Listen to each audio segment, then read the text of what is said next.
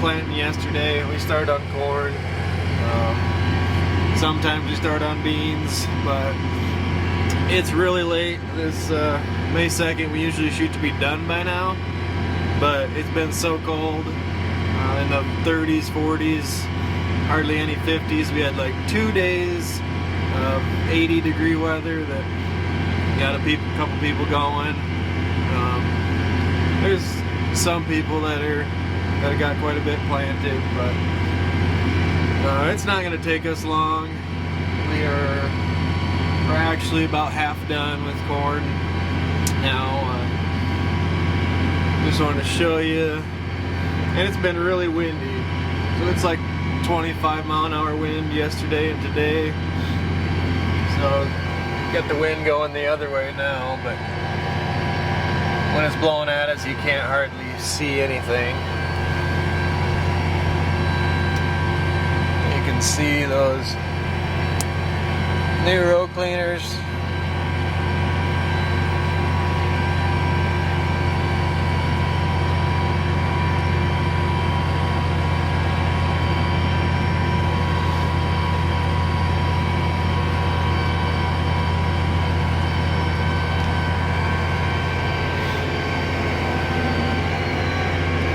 So I want to show you a little bit in the monitor here.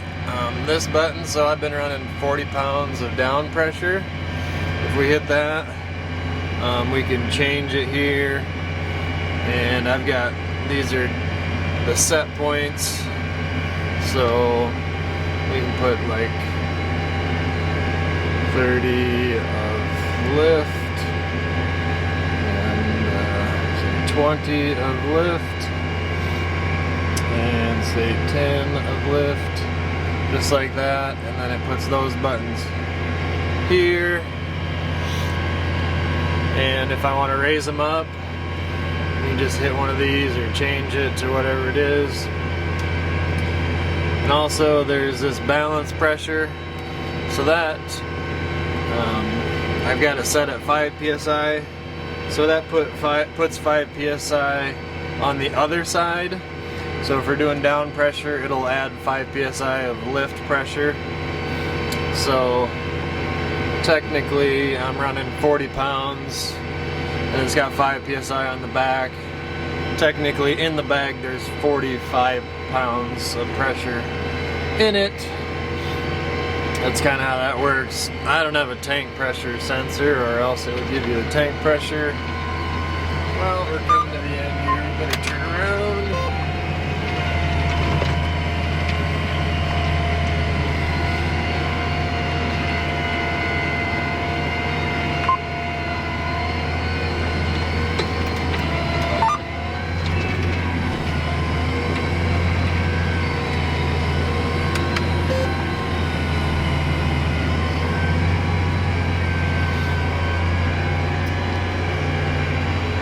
And then I've got on this screen, you can just change it 5 pounds either way right there. But so here we're running 38% furrow moisture, so that number comes from the smart firmers. There's 40. So you want to be above 30. And then clean furrow is just the number it comes up with how much residue is in there. Uniform furrow is telling you the uniformity of the moisture. And good ride, there's an accelerometer on each row. It is telling you how smooth of a ride it is. We're looking for that as high as possible. Soil temperature right now we're at 49. And then underneath each one of these, it tells you, say row 27 is the lowest at 43, and row 15 is the highest at 57. It's got that for each one of these metrics.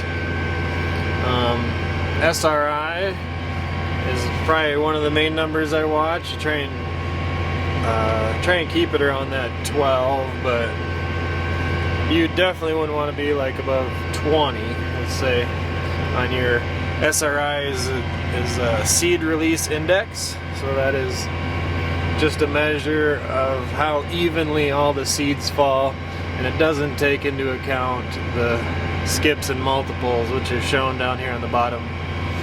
And I got a couple of rows that are throwing a few more multiples than the rest. I've looked at those meters and they seem to be fine. I think a lot of it is caused by this dust. It's really dusty, so it kind of throws off those electronic eyes sometimes. But I checked those and they look good. So downforce, I'm set on standard, which is 100 pounds target, and it comes up with 50-60 pounds of margin on the whole planter. Singulation here at 99%,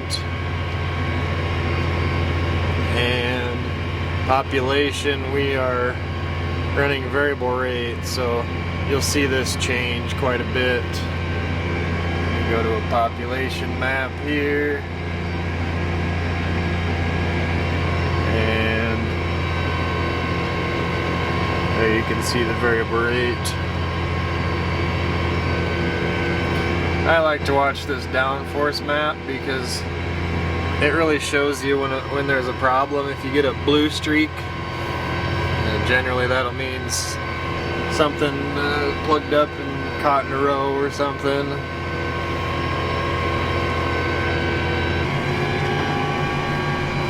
And all of our corn this year is getting no-tilled, so this is soybean stubble here, and it's had ammonia and rye drilled into it with the air seeder last fall. It was really dry last fall, so there's only like half a stand, if not 20% stand on a lot of the rye.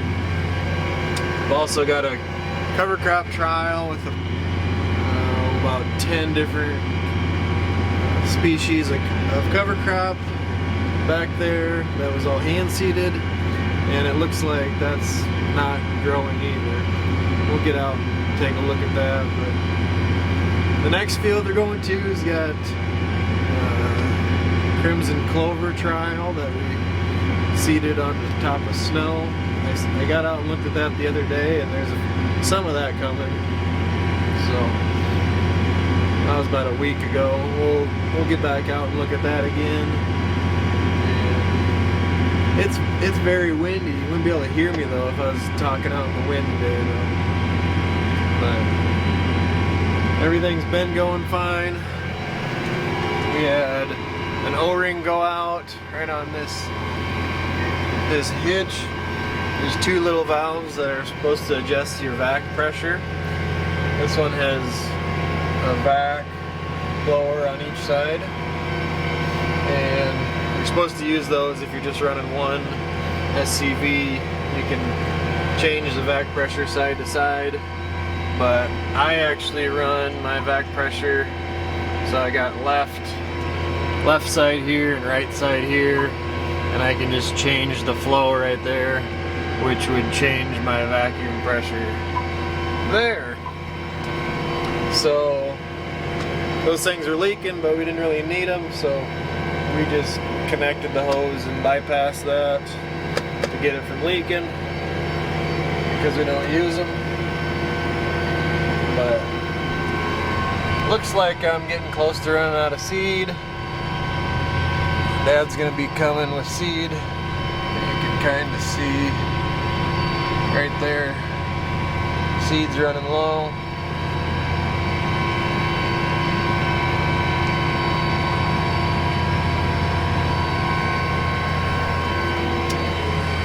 This is my old box that ran row cleaners, but I quit using that a couple years ago. I just haven't taken it out yet. So when we run out of seed with this, there's 4 rows that share a hose that blows seed to the rows. So it'll always be one of those 4 rows that run out first. And it's not really a big deal with this with this monitor, and this has got electric drives. I'll show you here. I usually just lift it up and shut it off when I run out of seed right away, but I'm going to show you guys how it works. I'm going to let it go a little longer, not planting with a row, and how we can go move some seed around, get it blown to the row, and keep going, or if Dad's here, we'll get it filled up, but we'll level it out and keep going a little ways, and it'll just fill that one row or two rows back in, and we won't have any kind of a gap or anything. So that's really nice. Before we had all this, it was just kind of a guess where you filled back in, or you had. We used to have 10-foot sections that you had to be running that whole 10 feet at a time, but this one will just do one row at a time. Well, one of the first things we noticed about these row cleaners is you're going across the field here. This field is by no means perfectly flat. It's no-till. It's had ammonia put on it last fall. There's some bumps, some clods, some unevenness. But when you're watching those rows, you'll see the row cleaners bounce up and down a little bit. But usually, obviously, it's not like this all the time, but usually that row just stays perfectly not moving.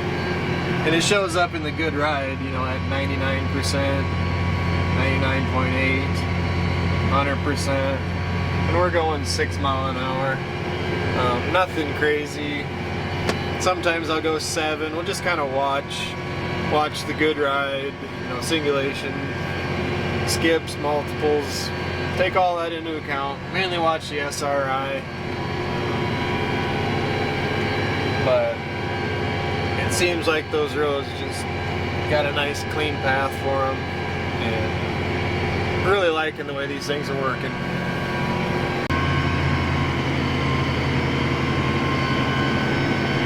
This is our bunch of water washed up the dry residue. Let's see if it plugs up.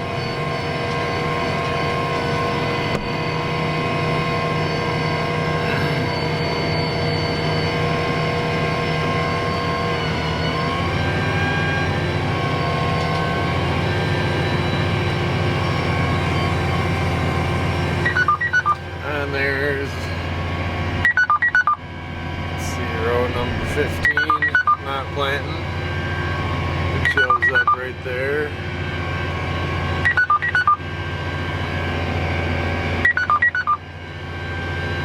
So, shut it off and go fill up. I'm sure it's too windy to hear me.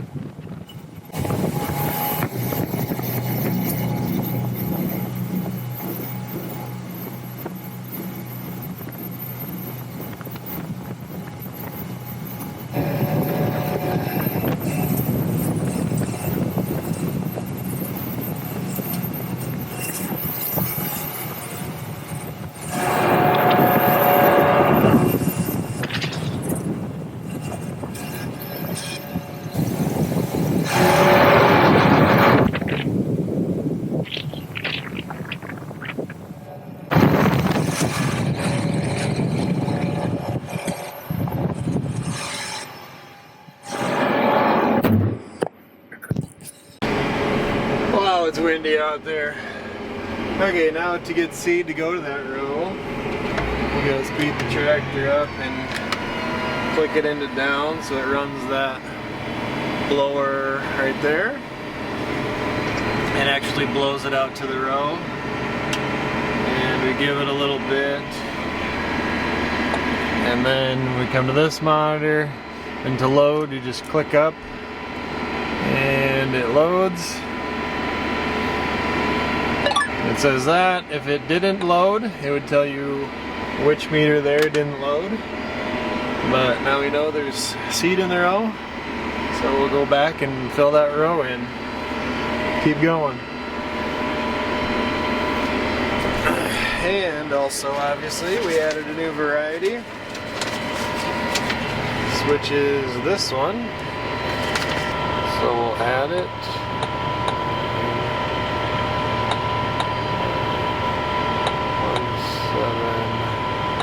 17SS, all rows done. And now we're ready to go. So now we're coming back into where we stopped. We'll let it down. And it'll start planting that one row. See that? It's filling that one row back in.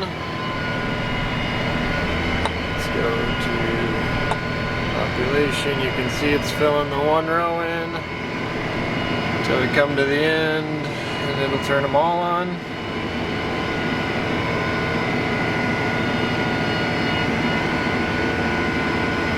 And they all come on. No gap. Okay, so you can see these lines there, that's where the sprayer drove in the field. But this map shows applied force, and with my old row cleaners that weren't frame mounted, I could max out. So right now I got 50 PSI on the row cleaners, and if I go down force here, you see my net applied force is 240. That would be 400 or something if I had 50 pounds on the other ones. And here you can see some rows, they're needing 400 pounds, or dark red's 450 pounds of downforce at times. And then the blue colors in here, that's only 50 pounds. The purple's 0 to 50. I don't see very much purple in there.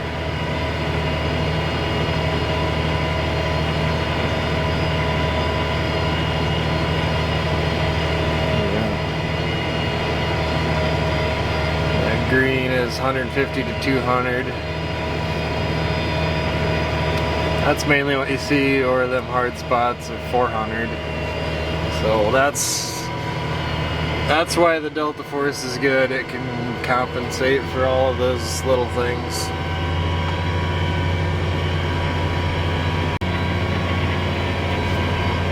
This is how I like to explain Delta Force to people. You see there's red right next to green, and then there's blue right next to green there. So you never know if you got one row needs a lot of down pressure and the row right next to it doesn't need hardly any. Well, with airbags or springs, you're just applying a consistent force across all of those rows, and you're just wasting the weight of the planter. Whereas this is only applying the force where it needs to and being efficient with the weight of the planter.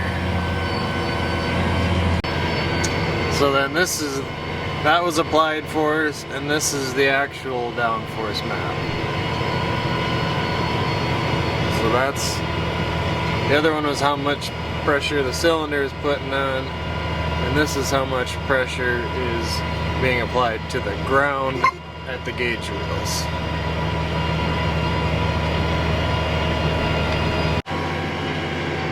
So the difference of those two numbers, that's what your margin is. Well, your margin is how much extra weight you have over what it takes to get your disc openers in the ground.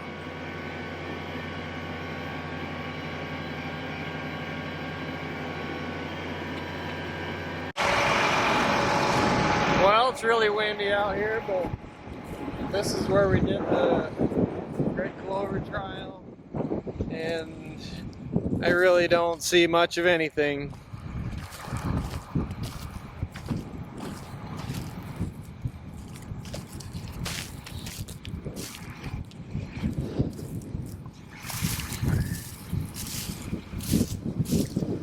This is all rye residue from last year. We roll crimped this field. This rye was about 5 feet tall.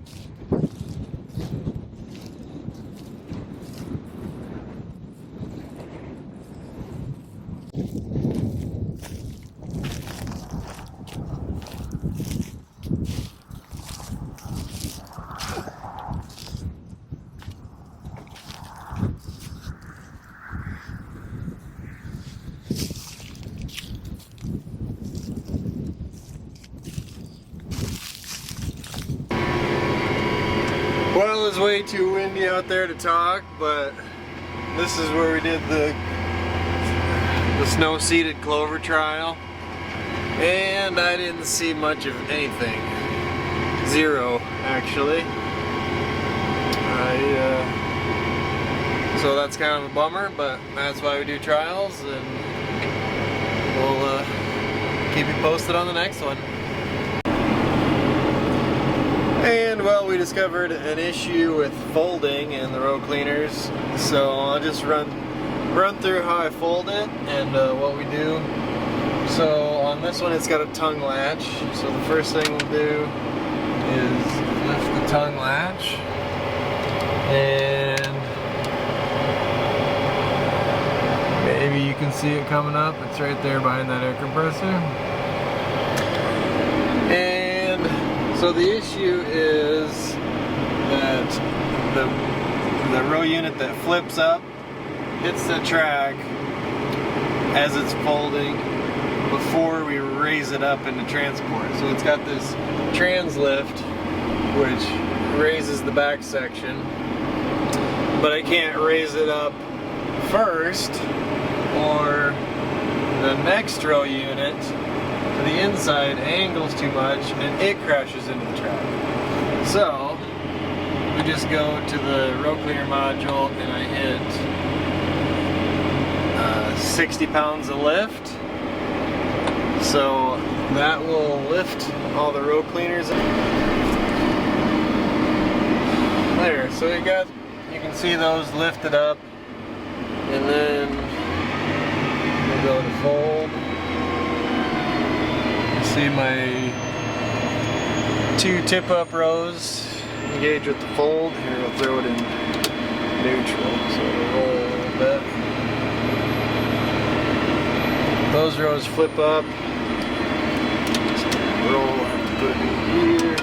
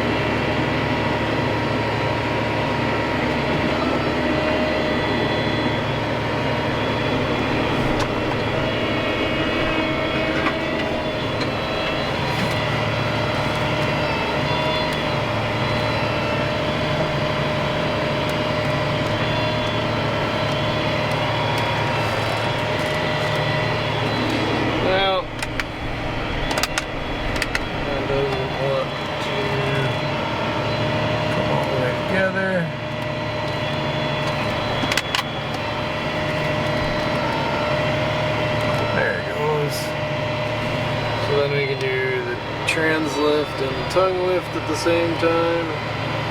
And the whole thing comes up.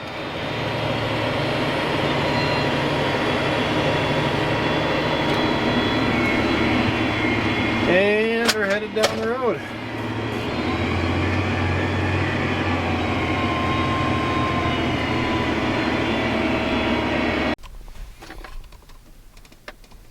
Well, that's it for this video, guys. Like this video if you do, subscribe if you haven't. We'll see you on the next one.